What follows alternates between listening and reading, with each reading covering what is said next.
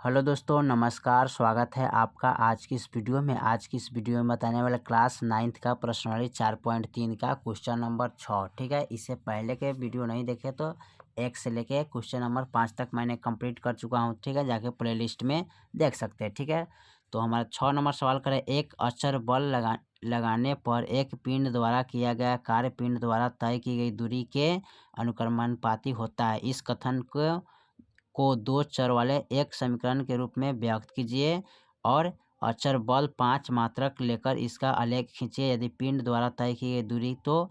ठीक है, तो यहाँ पर करें अचर बल 5 मात्रक लेकर खींचना है। ठीक है, तो यहाँ पर 2 मात्रक 0 मात्रक। ठीक है, तो चलिए इसको हल कर लेते हैं। चलिए, तो यहाँ पर लिखेंगे माना कि बल। ठीक है, तो बल क्या मानते हैं? W।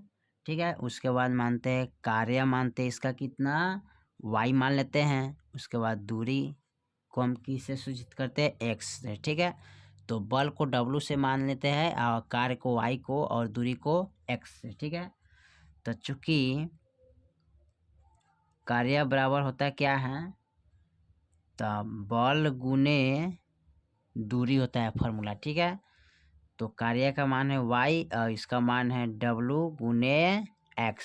y बराबर, अब इस दोनों को गुना करेंगे तो W x हो जाएगा। ठीक है, अब करें समीकरण में अचर बल। ठीक है, समीकरण में अचर बल 5 रखने पर। ठीक है, 5 रखना है तो 5 बोला है रखने पर। ठीक है, तो यहाँ पर क्या करेंगे, लिखेंगे y बराबर WX, यानी कि y बराबर यहाँ पर क्या करेंगे, यानी कि WX रखेंगे। ठीक है, तो इसका यहाँ पर रखेंगे यानी कि x बराबर 1 रखने पर। ठीक है, तो x बराबर यानी कि x के मान रखेंगे, y के मान निकालना है। ठीक है, तो x बराबर 1 रखने पर। ठीक है, तो चलिए यहाँ पर लिखेंगे y बराबर W गुने और x के मान 1, तो y बराबर कितना हो जाएगा, यहाँ पर गुना कीजिए। सॉरी, यहाँ पर तो हमें 5 रखना था ना, तो यहाँ पर 5 रखिएगा। ठीक है, यहाँ पर कितना रखिएगा? 5। यहाँ पर भी 5 रखेंगे। ठीक है, एंड क्योंकि यहाँ पर बोला है ना समीकरण 5 रखेंगे, तो यहाँ पर रखिएगा 5। ठीक है, यहाँ भी 5 रखते हैं, तो 5 एकम 5 हो जाएगा। ठीक है, आप क्या करिएगा, यहाँ पर एक सारणी तैयार कर लीजिएगा। ठीक है, 2 खंड वाले सारणी यहाँ पर लिख लेते हैं। ठीक है, इसको ये हो गया x, ये हो गया y, यानी कि x बराबर 1 माने हैं तो y बराबर कितना आया है?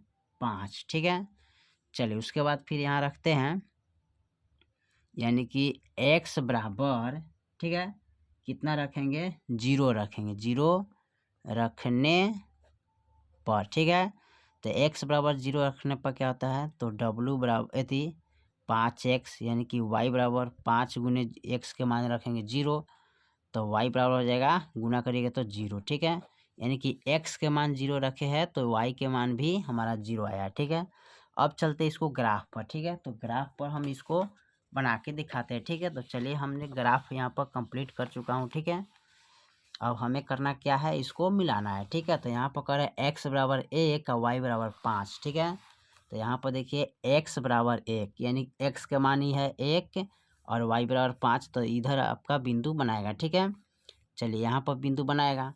उसके बाद क्या कर रहा है, x बराबर 0 और y बराबर 0। ठीक है, तो यहाँ पर देखिए x बराबर 0 तो यहीं पर होगा, y बराबर 0 तो यहीं पर होगा। ठीक है, इस दोनों बिंदु को हमें मिला देना है। ठीक है, इस दोनों बिंदु को हम क्या करेंगे, मिला देते हैं। ठीक है, तो यहाँ पर रेखा खींच के इसको हम मिला दिए। ठीक है, चलिए यहाँ पर इसको हम मिला दिए। अब इस बिंदु का मान क्या हो जाएगा, तो यहाँ पर है x बराबर, ठीक है, 1 और y बराबर 5 कोमा, इसका होगा 0,0। ठीक है, चलिए तो ये आपका कंप्लीट हुआ। ठीक है, और ग्राफ भी आपका कंप्लीट कर दिए। ठीक है, तो इसी तरह आप इसको बना सकते हैं बहुत आसान तरीके से। ठीक है, चलिए, और यहाँ पर जो था ना, यहाँ पर इसको नोट कर लीजिएगा। ठीक है, और इसका जो समीकरण था ना उसको लिख लेना है। ठीक है, तो इसका समीकरण कितना है उसको यहाँ पर लिख सकते हैं ना, यानी कि y बराबर, ठीक है, 5x, यही ना था, तो इसी तरह लिख सकते हैं। ठीक है, चलिए तो फिर मिलते हैं अगली वीडियो में, तब तक के लिए जय हिंद जय भारत।